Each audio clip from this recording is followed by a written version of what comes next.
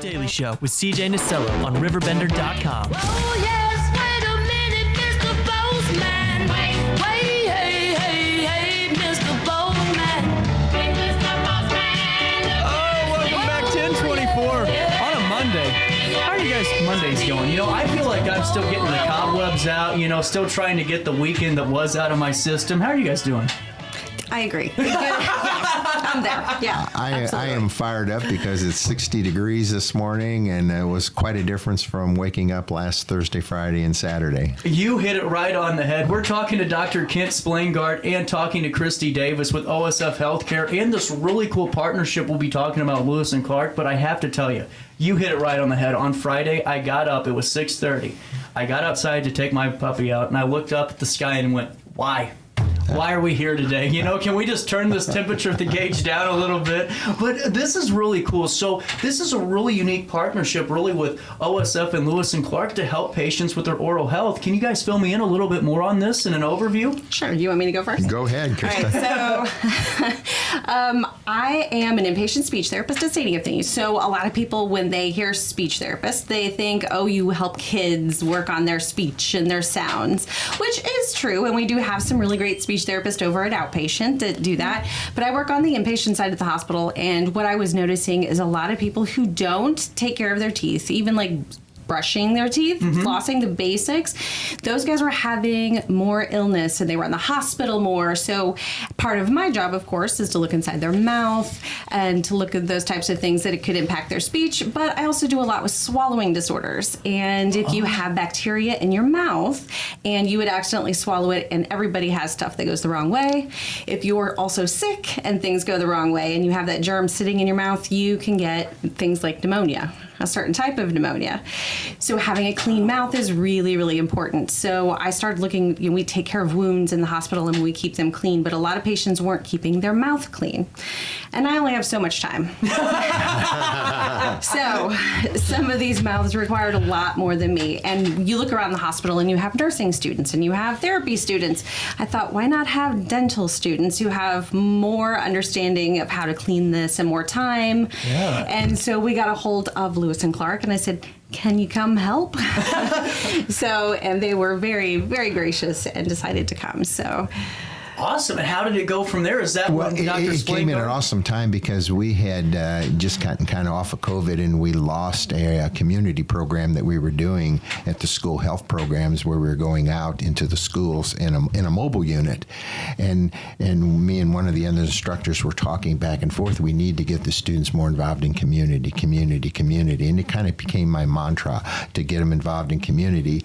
And it took about 5 seconds when we got an email from Krista, and I think one of my bosses said, there's a possibility of a program, and we jumped on it because this sounded like an awesome idea for education and evaluation in teaching and getting the students out in community, because they have a couple programs, but I think they are all concerned, they all get out in private practice. 95% of them go out in private practice, and the community dentistry aspect gets kind of pushed wayside. So she brought that back into the program pretty strong. Wow. I mean, that's huge, though. I mean, to me, this is a twofold approach, because not only are you educating the patients really about, their oral health and how important it is to clean up and make sure that they're taking care of their mouths, their gums, their teeth, but you're also giving the students that opportunity to have that one-on-one interaction with a patient and really help each other. I mean, that is, honestly, I hate to say, the chef's kiss on the partnership, really. Yes. It's been an eye-opener for the students. I don't think they ever had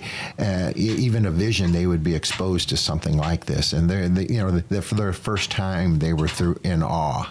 Wow. Second time, they grasp it, and they're going to go in a third and fourth time this semester in another rotation. And I think it's going to really build and open their eyes to what's available, and obviously the connection between the systemic and the dental infections that Chris has brought to their attention. Yeah, because a lot of patients, we always think of medical being one thing and dental being another, and they both being very separate, but they're so connected. When you have a mouth full of decay and things like that, you can get very sick, including like cardiovascular disease.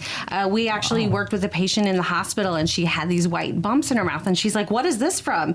And he immediately looked at her and said, well, do you have diabetes? And she's like, how can you tell that from my mouth? Yeah. And he was able to come in with the students.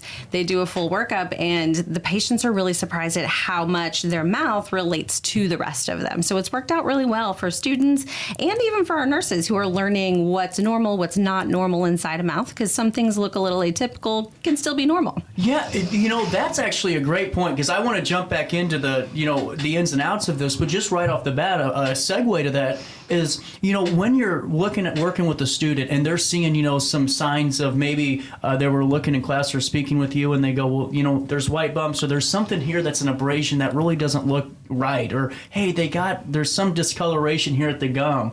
Is this really a great opportunity or the best way to show a student, hey, this is something that doesn't meet those qualifications, or Right. maybe let's look a little bit further into that, because there's no better experience than hands-on, right? We kind of evolve it from the standpoint of being a detective. We're looking at clues. They get all this stuff didactically in their classes, and they know it, and they pass their tests, and Right. they can reiterate it. Right. But then when they actually visually see it, and they have to use a little intuition and kind of, if it's not that, what could it be? And maybe it's this, and what's their blood pressure, and and that's how it's a mystery, and we go about it in that kind of almost like a discovery from that standpoint. That's really cool. So let's dive into this. So take me through exactly what the students do with you guys at OSF Healthcare. What's their role? And, how do they really, go in there and help the patient? What's that look like, that structure?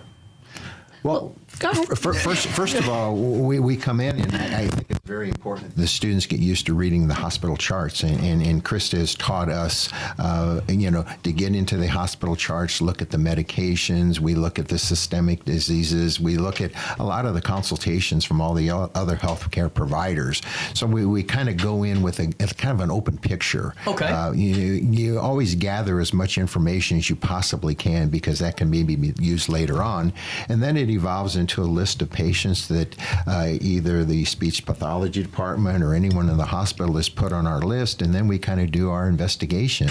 We say, here's Joe Smith, and what has he got, and what did the nurses say about him, and what's his blood pressure, and what's his medications, and what's the systemic diseases, and let's look at the medical evaluations that he's had done, and we start formulating. And my idea is always to get the students to be thinking, what could it possibly be? And then we try to see how many times we're right. But, many times we're way off basis. We think this patient is going to have a horrendous situation. We go in, and this is a patient that's very healthy. And vice versa. You think this is a patient that, should be, not too bad. And you look in their mouth, and they've got fulminating disease, gum disease, caries, mouth ulcerations, complications from drug interactions and things like that. And then it gets to be a little bit more intuition and start thinking through. And it's amazing how much the students know, but they've never seen. And once you see it, it's a totally different picture. You never forget the visual. You may forget the textbook, but you never forget the visual.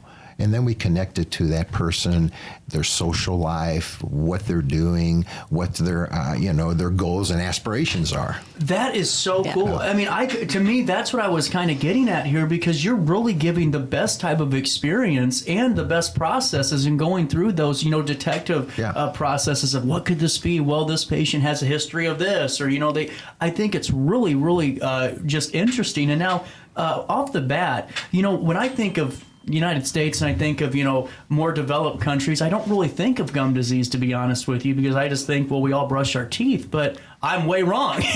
So when you're in this area, what are the common issues you see in patients with their overall oral health? Well, even things like smoking, if you do a lot of smoking, or if you don't eat quite what you should, and then you don't brush, and that stuff sits on that teeth, and it can build up for sure. So I see a lot of people with smoking, with COPD. When COVID was an issue, if you have trouble breathing, you're not going to be thinking about brushing your teeth. True. For sure. True. And then so I would see these people that would have difficulty swallowing, and I'm like, okay, we've got to get these teeth brushed. Or some people don't even have teeth, but they seem to forget that they still have to clean out their mouth. mouth and their tongue, and that all has to be taken care of as well. We've even seen some patients with dementia, and the families don't know how to take care of them. So that's been one key piece where these guys can come in and they can spend a lot of time with not just necessarily the patient, but like their spouse or now their adult children on how to clean someone else's mouth. Because that's really important, because these guys get really sick, and when they get sick, it's very sick for a very long time. I didn't even think about that aspect of it with dementia. I mean, I wouldn't even have fathom that one, but wow, I mean, talk about a great opportunity to learn from a support aspect of it, you know? Right, and then they have so much more time in the hospital setting. Yeah. And we have students that are really eager, and we have our older patients who love to help out students, and so they get to spend as much time in there as they want helping them out. And we've actually had some really great feedback from them, and a couple people who have not been back to the hospital because they're actually following the program that they've given them. So, that's even better news. Yeah. Wow. Dr. Splaingard, what are you seeing when it comes to common issues? You know, I see the common issue is that gum disease and the oral cavity is always separated from the body. You know, we have specialists that treat the heart. We have specialists everyone treats a certain section. Well, you know, the dentist, which is always an outpatient, is the only one treating the oral cavity. And the oral cavity, when they're in the hospital, I think is sometimes overlooked a little bit. And Kristi has been a great bridge between the oral cavity is still part of the body, and that's always been one of our mantras in dentistry, that we're kind of the curtain, the opening to the body, and we can see a lot of things developing easily. The second part of that is the education. Patients, you know, only 50% of the patients go to the dentist, which is far greater than the number of patients a year that go to their physician. Right. So we still have an advantage in dentistry where we're seeing half the patients once or twice a year. So we're usually earlier and inceptively connecting early gum disease, maintaining gum disease, treating gum disease, and trying to prevent it to being the systemic problem. Because not only diabetes, but heart conditions, cancers, pregnancies, all of these are affected by gum disease, even Alzheimer's. There's been a relationship between some of the bacteria that are in the mouth being found in the plaques and the lesions in Alzheimer's disease. So I think we've only touched the surface, and in making that connection in a hospital setting like this has just been phenomenal for our students and hopefully for their patients. Well, and that perfect segue too, because, you know, I think so many times, and I have no idea about Alzheimer's and dementia and all those things when it comes to oral health and just kind of correlating, you know, factors and signs. What are some other, you know, consequences for poor oral health? Is it mostly, you know, things that can lead to I heard you say cardiovascular earlier and some other issues. What are some more of those? That's very fascinating. Well, from a speech therapy standpoint, if you come into the hospital and you don't have teeth, a lot of people want to put you on a modified diet, and not everybody likes pureed ground beef. Oh, yeah, no, I'll pass. So, yeah. I had that yesterday. Yeah. So if you can't chew, then the hospital will modify your diet, or you have to take crushed meds and that type of thing if it becomes a swallowing issue. So if your teeth are falling out, or if your jaw is in pain, that type of thing. Or our head and neck cancer patients develop what's called trismus, where they can't even open their mouth in some cases. So I have to work on getting different food modifications or different ways to get it in there. So that's one piece of the pie. But if you have all these sores and things that are developing, you don't want to eat. Like if you have a broken tooth and your nerve is exposed, you won't want to eat. So now you're malnourished and now you're dehydrated and things like that. So it's really easy just to brush your teeth. Yeah, I think that's kind of Well, you know, the cardiologists say also, you know, if you would eat a right diet, we wouldn't have cardiovascular disease too. Yeah. So it's always that thing, what can we do to motivate a patient to take care of themselves? And that's the whole key, you know, because if we did everything we were supposed to be doing, we would be pretty healthy people. But we don't, for obvious reasons. Without a doubt. Well, and let's talk, too, about, you know, really just getting back to the student side of things, because I find this fascinating. What are some of your moments where you see, you know, students, like you said, they all can ace the test all they want. Being a book learner is a lot different than that, you know, hands-on, boots-on-the-ground experience. Have you seen the moments where, like, the students' eyes kind of go, oh, this is all making sense now. This is coming together? I think I see that at least every day. Really? That we're in the hospital. I mean, because, they're treating patients in their clinic, and they're going to go into private practices. And I was in private practice for 40 years, but I did some hospital dentistry early in my career. It's rare that you can get students at this level involved in a hospital setting. If nothing more, they know it exists, and hopefully we're putting that in the back of their mind because of community services and hospitals and nursing cares and schools and things like that are totally needed, and our profession needs to dedicate themselves to doing that. This has been a program that at least opened their eyes. So I do see a lot of students. I don't think they understand the debilitation that goes on. We study all of the diseases, but the the patients we see in our clinic are not like the ones we see in the hospital. So that's a whole nother level. We're treating kind of the easy patients because they have to be ambulatory, they have to come into the clinic, and it's a learning situation. This takes them out of that easy comfort zone and puts them in a little bit more of a stressed environment. And you can see light bulbs going off, and they'll look in the patients, they'll say, and they're pointing to each other. There's usually 2 or 3 of us, and have you seen that? Well, I've kind of seen a lot of it over 40 years, right. But this may be their first time that they saw that type of lesion, or even something simple as a white spot or a denture sore or an abrasion. And then when Krista explains, they swallow this bacteria and they get pneumonia. And they look at me like, how do they do that? Well, you studied that. It happens all the time. And that's why if we've got a clean environment, they're less susceptible to having pneumonia and cancers and Alzheimer's and low birth weights and all the things. Cardiovascular disease and periodontal disease have been totally related. The plaque that are in the blood vessels that, cause the inflammatory response that we get heart attacks from is very related to the total inflammation response that we see in periodontal disease or gum disease.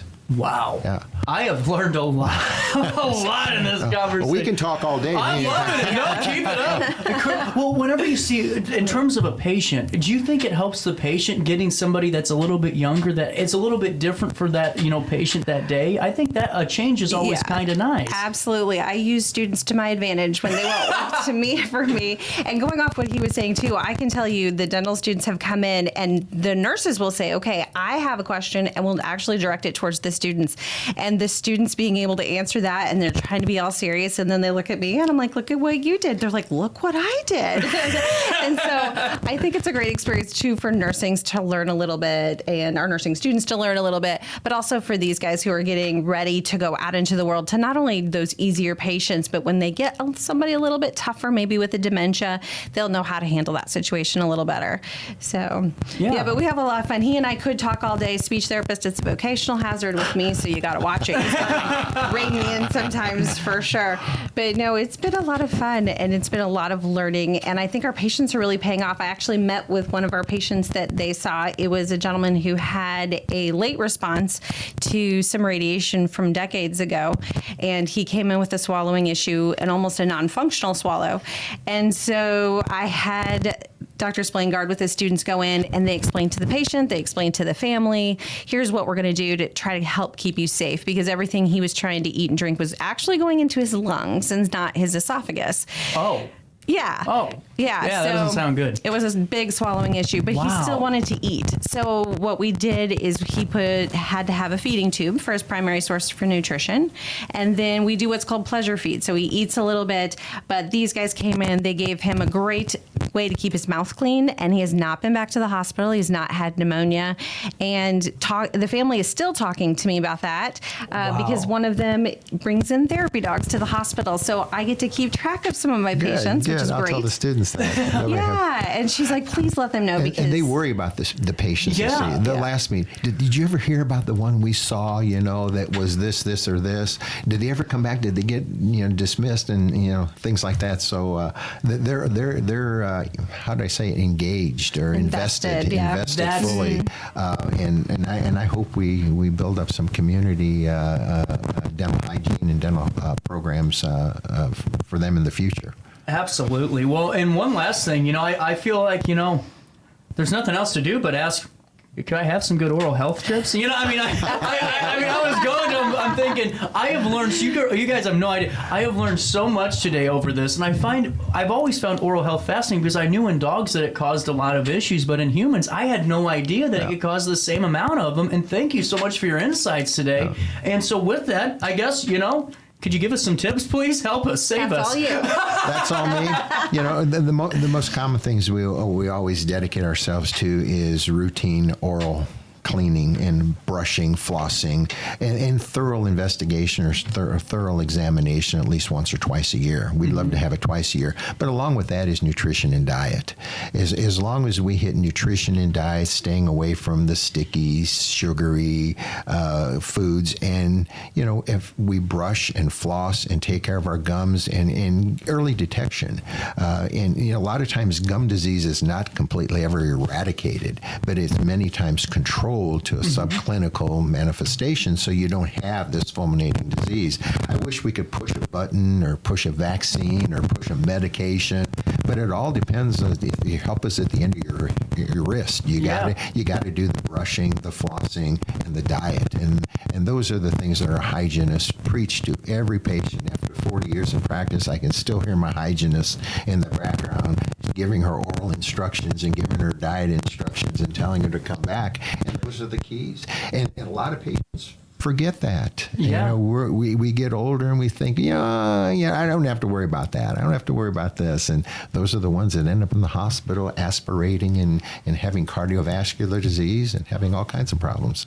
Wow. I cannot thank you guys enough for stopping by and talking to me today. And just really another great reason that I support Lewis and Clark too is just these programs like this and giving those students that opportunity that really, in my opinion, a lot of this happens at those, higher up universities that they give them those opportunities. To have this here locally is huge. I mean, I really think you can huge. thank our administrative staff at Lewis and Clark and obviously the hospital people at the hospital, and they put it together, and I hope it's a strong marriage that continues and even builds. We have some ideas, Kristen and I, about even taking it further to doing some inpatient or treatment, things like that. We hope to see that happen in the future. Well, that's just incredible. And guys, just thank you so much. I mean, I can't find a way to wrap this up. I'm just very much engaged. I mean, this was great, and I learned so much, and I really just think this is a great thing for the area students and the area patients to have a different perspective on things and just enjoy the rest of your Monday. And thanks for stopping by and talking to me. We always Thanks say for having us.